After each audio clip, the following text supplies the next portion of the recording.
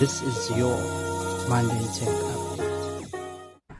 I went to Zimbabwe once while I was in high school, and in high school we used to have these mission trips where we used to go around South Africa or outside of South Africa just to send gifts and do missionary. And I went to a Christian-based school, so that's why we had things like that. So the last time it was in high school, well, I think while President Robert Mugabe was still the president, that's when I went there. But that time, the tech was not that vast and things were not as well thought out as they are right now. So we'll just jump into the first topic. But before that, hello everyone, it's Vic here. So tech is helping in migration and immigration throughout the country. It has been helping a lot from the people who are coming from Zimbabwe. Zimbabweans migrating to South Africa often face challenges of separation from their family back home. High living costs, an exorbitant amount of data expected for network, and frequent load shedding further strains their ability to stay connected. However, amongst these challenges, technology has emerged a beacon of hope from various apps and platforms that offer solutions, allowing migrants to purchase essential goods and services for their loved ones back in Zimbabwe. These platforms often provide an option for collection items from nearby location and bridge the gap of physical distance. Moreover, technological achievements have facilitated multiple means of financial support.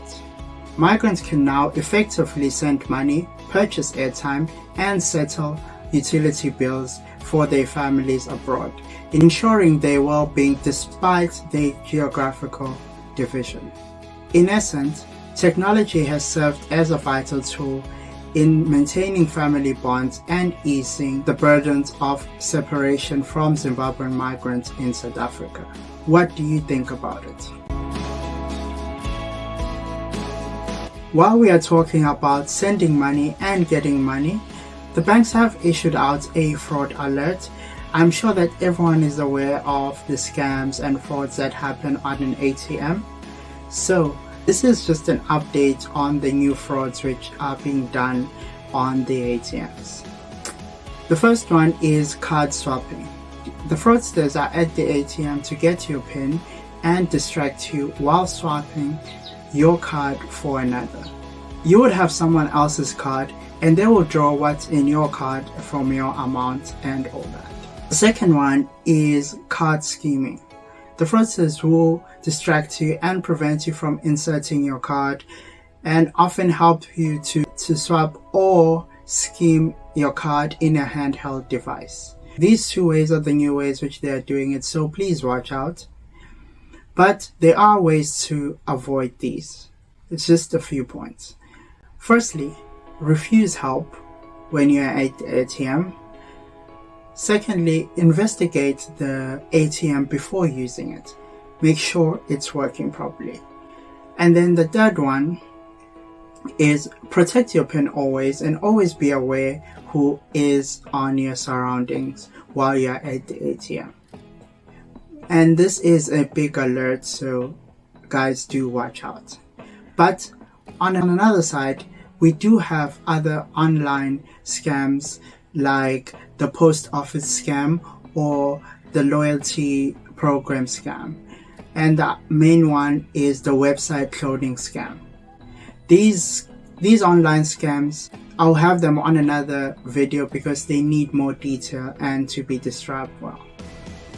Anyway, what do you think about all this?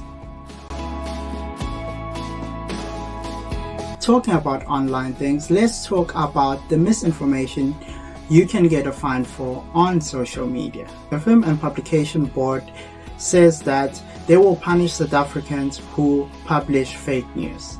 The FPB published a notice last month on the misinformation, and disinformation, declaring them as a propaganda for war, inciting imminent violence, or potential advocating for hate speech. The section which falls under it is the section 18H of the Film and Public Act of 1996. Let's say now you have an offense. What is your punishment?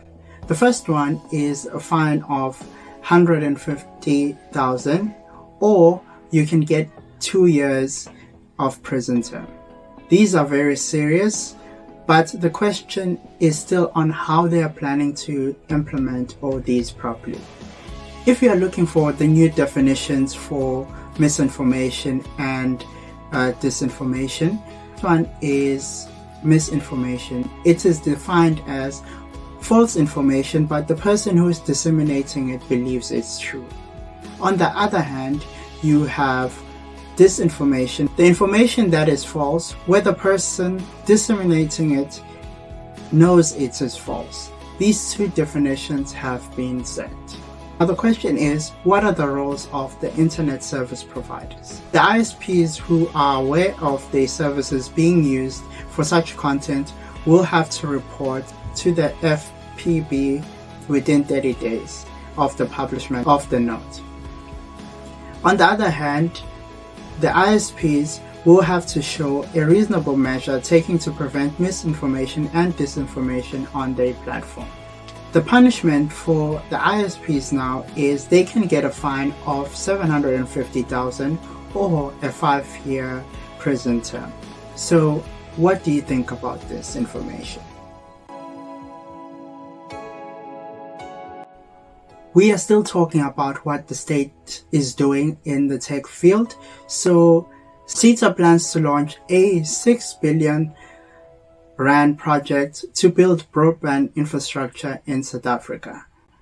Communication Minister said on a media briefing in Pretoria on Thursday, CETA will launch a national broadband project worth at least R6 billion, which will be awarded per region and ensure that government reduces the cost and duplication of communication infrastructures from multiple municipalities up to the national government level.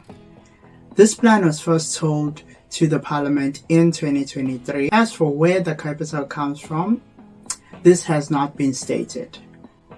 Currently in CETA, they are having an administration process that is happening currently, and the backlogs are being done.